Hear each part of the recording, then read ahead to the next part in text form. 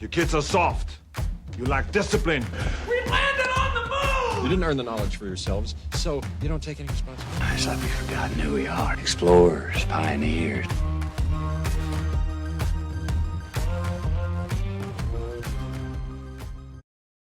Okay, it's time for a solo cast the day after Christmas, so the office is a little bit quiet. So I thought I'd come in here and break down a case about a D1 collegiate runner. This is somebody that I've seen since, honestly, middle school. So I have a long track record with, just kind of taking care of the little aches and pains, a few major injuries, a major injury here about a year ago, which I wasn't the lead on just because now they're in college. So they're under the supervision of their athletic trainer and the team doc there, but played a role in that. And then this person also got to see some, well-known people within my field, the conservative musculoskeletal realm, looking around at the same issue. So he also got some interesting insights and input there. So to go back in time, let's just phenotype this runner. This is a male runner in his sophomore year of college right now, or junior year of college. Lost about a year of competition to a navicular stress fracture, which we'll get to that. But if we back up and we just go after the phenotype of this runner, this is your, if I use Keith Barr's kind of description of a stiff person versus a stretchy person. So we're just looking at tissue composition, maybe from a collagen standpoint. But that stiff person or stiffer person is going to score lower on Baton criteria. From a running standpoint, they're going to have more proclivity to, kind of bounce off of tissues, maybe not get into end range, so they lack some of the, maybe motor output from, accessing a full range of motion, but they have a stiffer tissue profile, which sometimes can be advantageous for a faster runner. Now, this is kind of a mid-distance guy, cross country, 1,500, 2 mile. You're going to hit a cap where, this always blew my mind when I was doing research for my course, Rethinking Running Rehab. I wanted to know from a literature standpoint, what's that composition, what's that phenotype of elite, like marathon distance runners. I would have assumed it was like this person I'm talking about, the more stiff, the more, kind of running into stiffness to allow them to bounce, down the cross country course of the track. It was actually the exact opposite. So these people aren't hypermobile, but they're, own a full range of motion, basically would, in our world, pass a top tier selective functional movement assessment. And then you kind of have to surmise, right? This wasn't in the data, but you kind of take the stab that, they probably have fantastic motor control, just like any good athlete would, because again, an elite marathoner is basically sprinting the entire marathon. So their motor control is through the roof. And we always talk about this with elite athletes. They have great inputs and really good outputs. Their sensory motor, input output game is just top notch. Same thing with an elite marathoner or distance runner. And yeah, there are going to be, different veins off that. But if we look at a bell curve, they fall further to the right on the mobile side. And then in my opinion, we see a lot of these amateur runners that are decent. They fall more into that stiff profile. So maybe that's why we see, some of these injuries show up. But, we can also have that more mobile runner. And if we look at foot types, if we're zooming in on this runner in particular, they have that more pes cavus, rigid midfoot. And that can lead to more injuries. Now, the data would say that type of foot is going to dictate that they would have more injuries up the chain. So because they can maybe dampen forces at the foot using that soft tissue matrix, using the arch of the foot, that they're going to end up with more things above the knee, or I'd say knee and up. So knee, hip, things like that. That is not the case for this runner. And if we look at the flip side of that from the data, there's people that, again, this is not we're just talking the static position or posture of the foot. So more of a pes planus or a, collapsed medial longitudinal arch. They'll deal with more lower extremity injuries, metatarsal stress fractures, medial tibial stress syndrome, fibular stress fractures, things like that.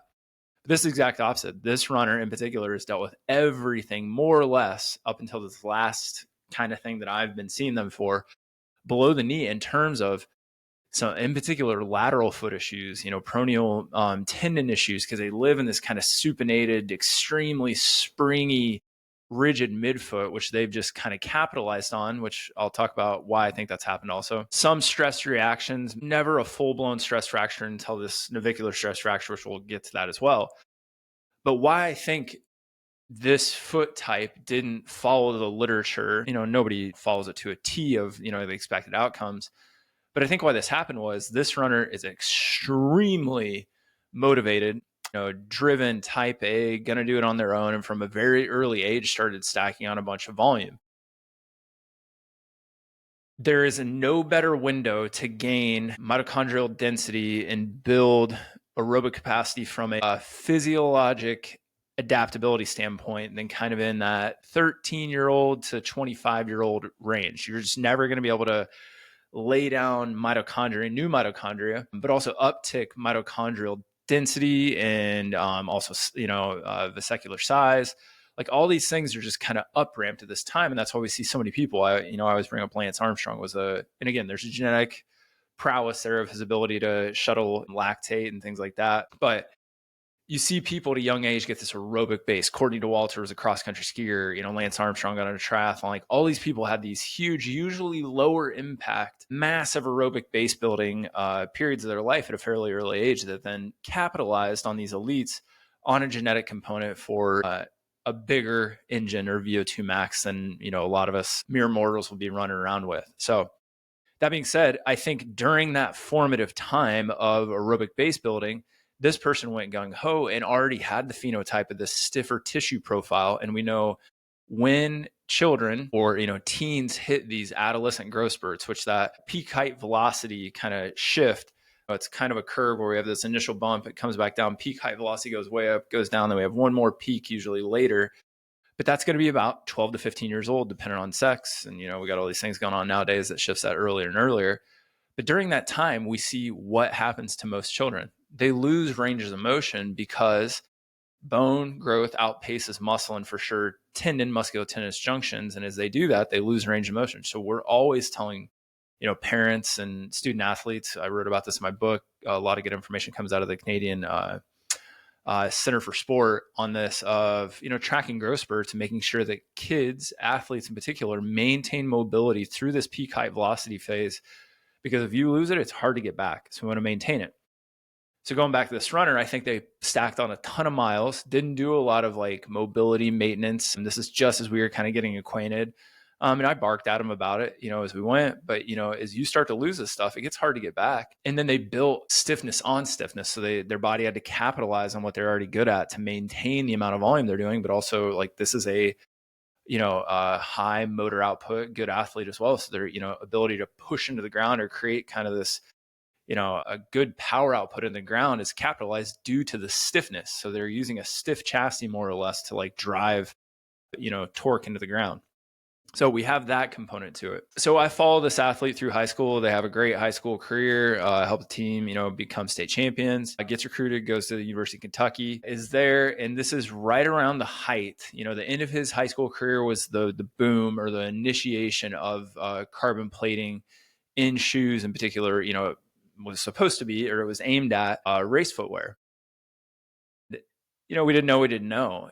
And all of a sudden, literally 2 or 3 weeks, which I've talked about this on social media before, 2 or 3 weeks before I saw this athlete in my office, which I didn't know this was happening, or maybe we heard from his mom initially, that there was a study that came out showing, and it was a small study sample. I want to say it was 15 athletes, but it was all elite collegiate runners that were basically, being stricken with, I don't know if that's the right term, navicular stress fractures. And they were correlating that there are mechanical changes that happen with carbon plated footwear that changes where load is first initiated at the foot, where it is displaced through the foot and ankle.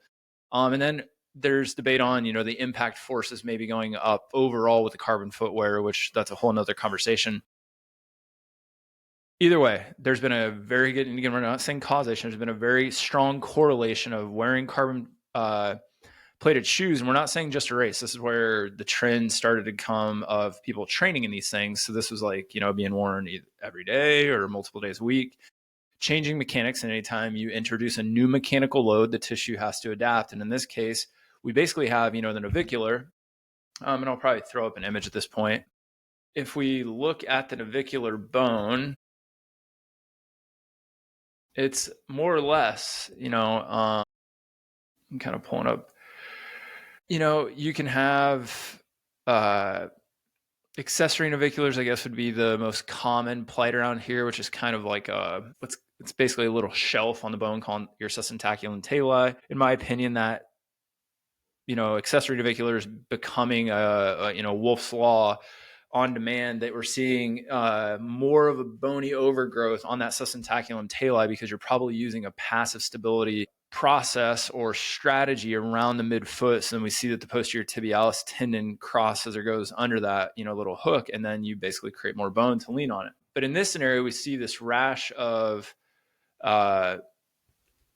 navicular stress fractures. And, the navicular is this kind of floating bone. It's basically supported by other bones around it. And it, navicular means boat in the foot, in Latin. And this floating bone is a rarity to have a stress fracture in because it's not having impact forces basically dictated upon it, because it's basically conforming to the rest of the foot. Now, you can get stress reactions anywhere. We've seen people that get multiple, like cuneiform, cuneo-navicular stress reactions, degenerative change within that joint structure. But this basically floating bone rarely gets a stress reaction, in particular in elite runners. So then we see this kind of change.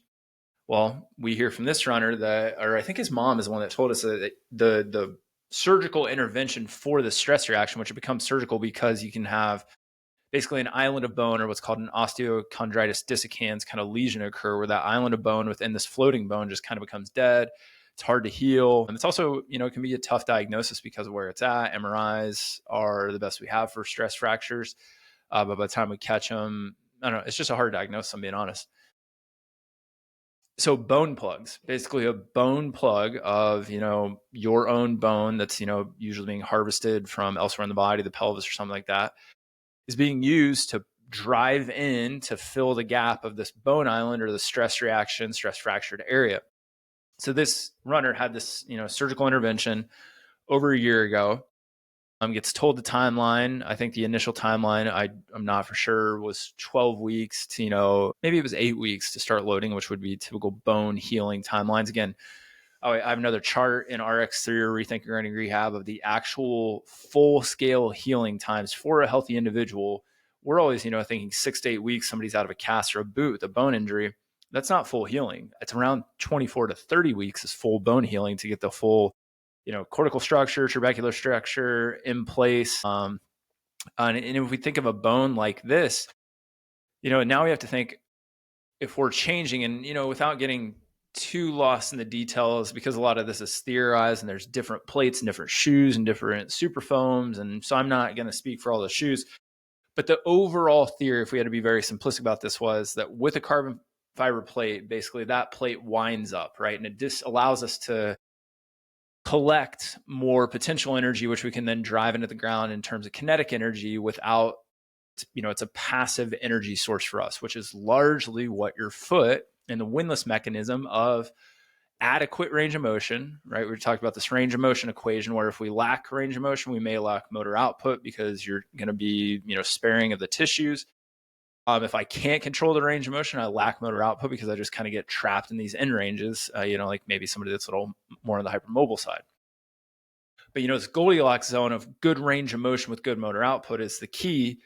Well, if I can, the windlass mechanism is basically, winding up the big toe across the plantar fascia through the Achilles tendon, displacing, or allowing all that to wind up. And yeah, with some drive from the soleus as the biggest driver of endurance output, we get a bunch of elastic recoil or energy return to the ground. Well, you throw a carbon plate in there, wind that plate up, you get more. But what they found out was it was displacing force earlier into the front of the foot. And then basically, instead of force being driven up into the tibia, which is what we typically see, so the lower medial portion of the tibia, or lower distal third of the tibia, is the highest impact point on a human when they're running or just bounding or anything like that. That's why you'll see a force sensor put there when we're doing like gait analysis and force studies.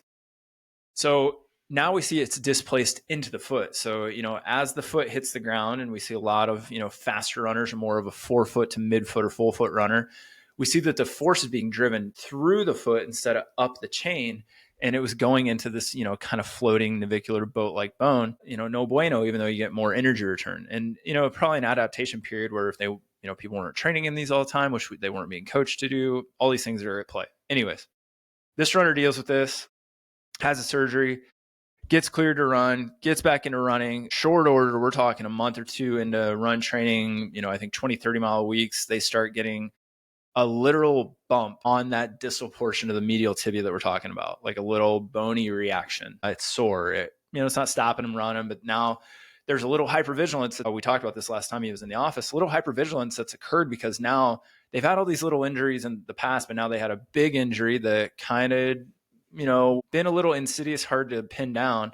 Then when it pinned it down, it was a surgical intervention, knocked them out of running. They get back and running. They're like, dude, my medial shin's hurting. So they are going back to school. I kind of, just concur on that. It looks like a little bit of stress reaction in the medial tibia. You're probably offloading or changing, which we know happens with any injury. And surgery is just a planned injury that's, made to heal eventually. And they get back into running, and it takes a little bit of rehab and kind of, bouts of time on, time off to kind of get over this medial shin stuff. And then they kind of, they start having, maybe some midfoot pain, which really worries them because that's where initial injury was, and then some lateral foot pain. And kind of basically my take on it as we were going through it was, you're going to have to accommodate with, or, foot that A doesn't move quite the same. You've probably lost a little bit of mobility just from the injury and the surgery that you had.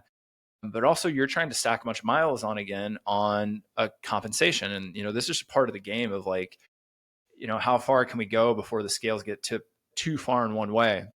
So this person, competed, they had a cross country season, all these things occurred this year. Well, then I see him in the office for the first time, 2-3 weeks ago. And now the complaint is, I'm having some like almost like distal anterior tib around the front side of their ankle, like tightness, soreness. But the main complaint is they're having like inside of the hip and back of the hip kind of discomfort that usually is only there with easy runs and almost non-existent or non-existent at all with a harder workout, faster tempo run.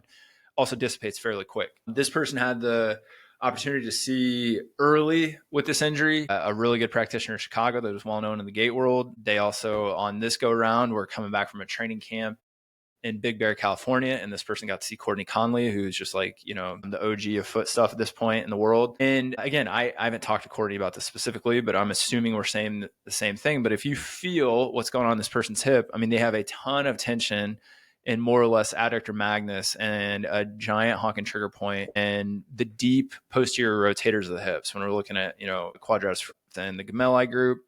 And anytime I see trigger points in that deep rotator cuff of the hip, it just is like a lockdown of security, or you're having to do more work to stabilize your hip.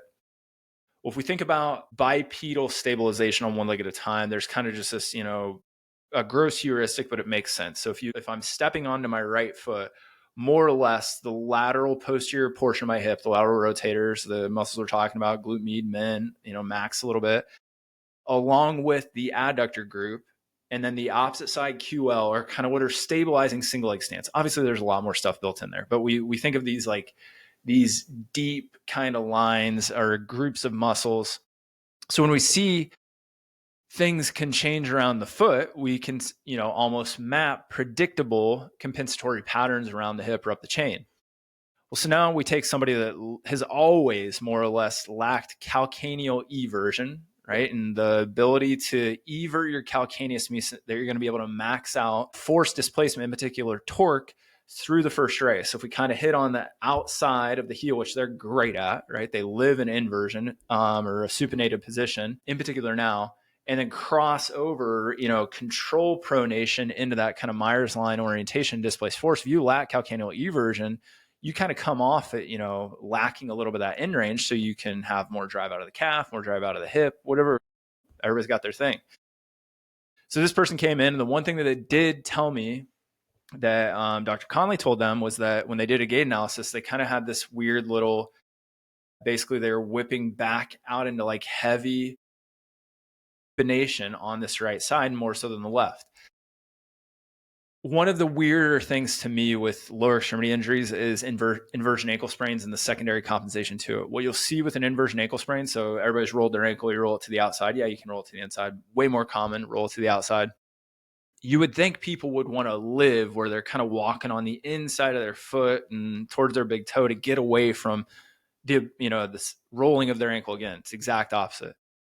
So the architecture and the design of the human foot dictates what? That the stiff, rigid position of the foot is the supinated or inverted position, because you're kind of stacking, in particular, stacking the cuneiforms and that navicular bone into a conformation that allows for a rigid foot, both from bony architecture, but also winding up the passive tissues around the lateral portion of the foot.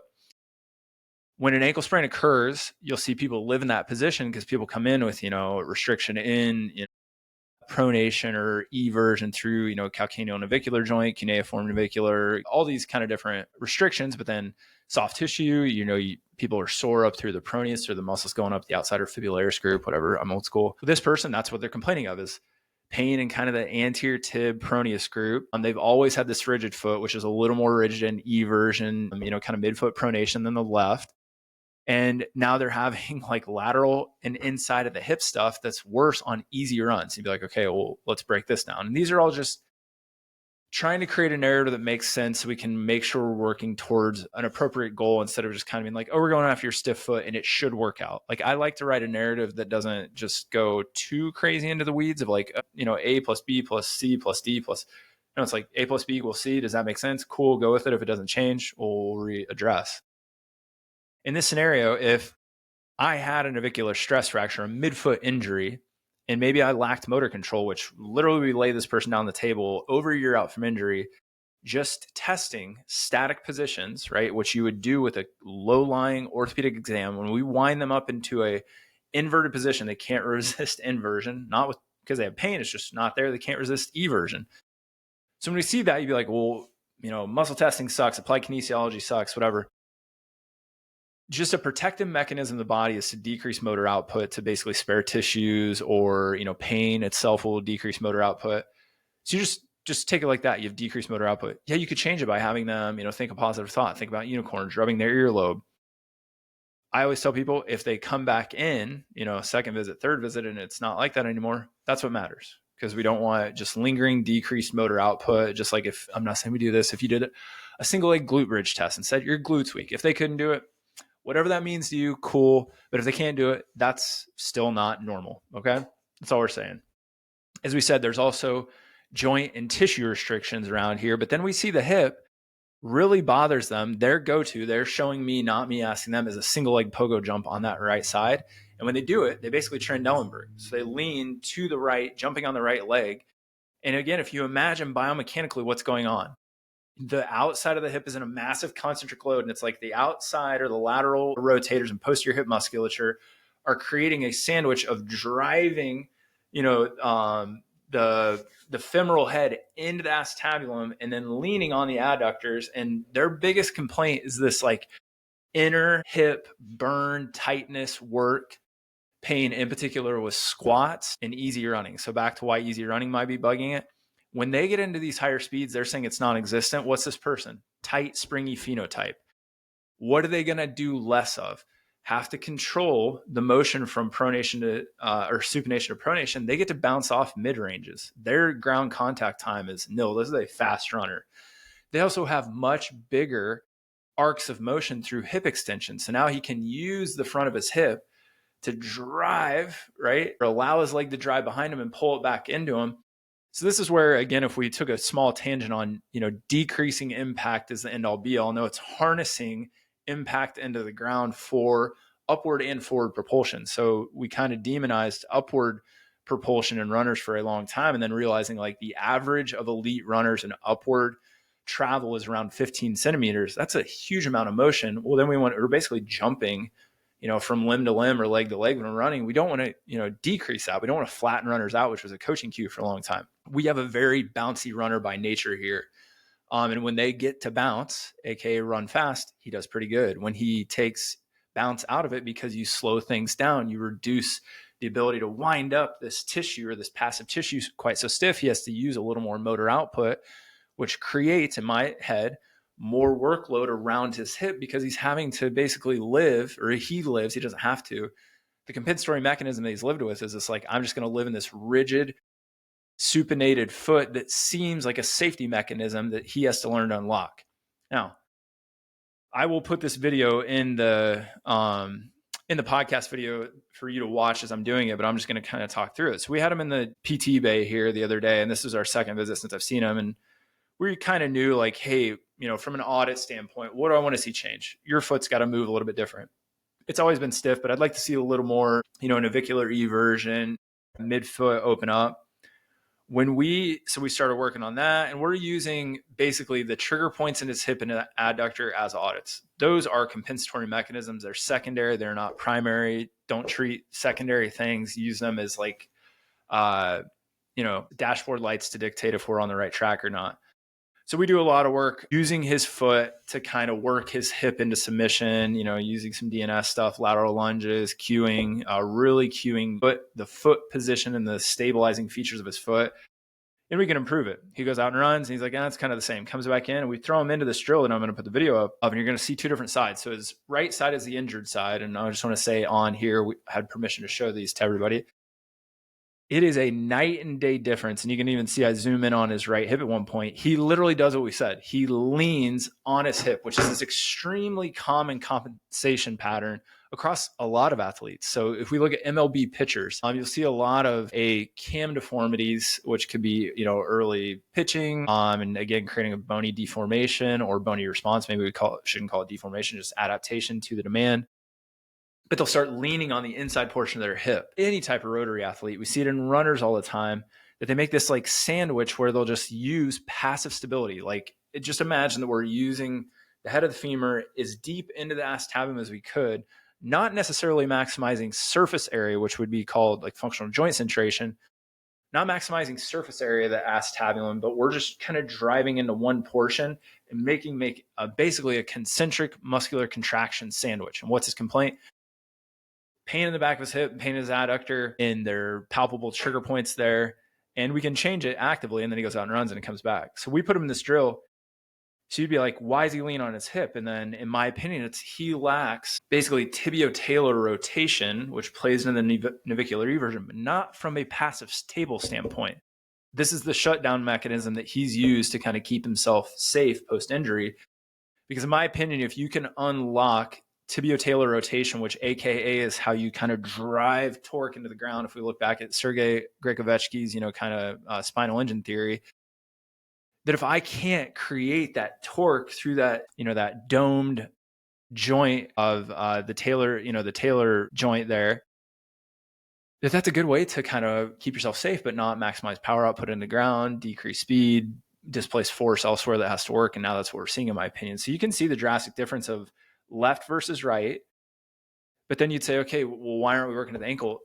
We have to load his hip. So his ankle has to dictate what his hip does.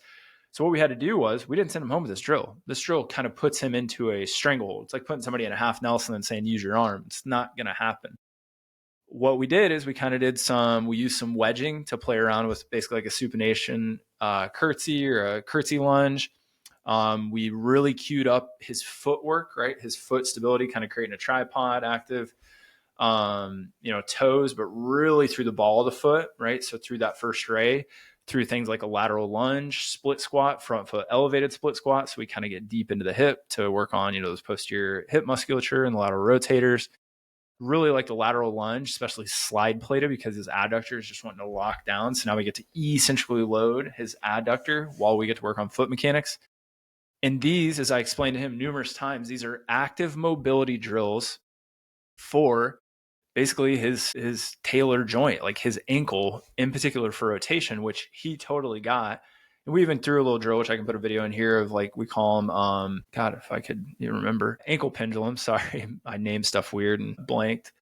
Ankle pendulums. We just have a sandbag on the knee. We're saying keep your foot planted, gently let your knee, if it was a flashlight, like kind of pan to the right and left, which is forcing rotation. Yeah, femorotibial joint for sure, but it really at the tibiotalar joint. And he just can't do it. But he goes, when I keep my foot planted, he doesn't get any of that pinch in his adductor, groin area on that right side. What's also mean? I don't know, because I do not have a feedback visit yet off of this last one. But we also saw drastic changes in the trigger point, like abolishment of the trigger point in his posterior hip, so that kind of deep rotator cuff of the hip. Adductor was better, tone was decreased, but if two of the passive things, we put him into hip internal rotation from a 90-degree position supine, you get a little bit of like pull there, but we could decrease all of the active pain components in things like a squat, lateral lunge, split squat with cueing his foot. Right. So when he uses his foot different, I'm not saying better, but different than what he's learned and to compensate with, he has no pain whatsoever. And he would kind of be like, oh, which from a motor learning standpoint or concept, that's what I wanted him to adhere to. So it's kind of a negative feedback loop. So sometimes I might want to say, hey, what do you feel here? He's like, I feel my big toe or the ball of my foot or whatever he feels. That's his feel for whatever we deem a correct rep. But I'm going to be honest with you. I think sometimes for him right now, it's better to say, when do you not feel your adductor? Well, that was the highlight for him when he's like, ooh, and then he's like, when I do this with my foot, that's when I don't feel my adductor, ding, ding, ding, here we go. Now, he's got big goals. He's basically, he's in indoor right now, wants to have an indoor season, which is also the indoor track is stressing, that right side into, if you think I think there should be way more alternating directions, especially in training with track athletes, in particular indoor, because it's such a tight, small track. But now you got to think of the bank of the track, the material an indoor track is made out of, so it's a little bit springier. And then we put the right foot, which in this scenario, it's right side, up the track. What's it have to do way more of? Well, it's going to land.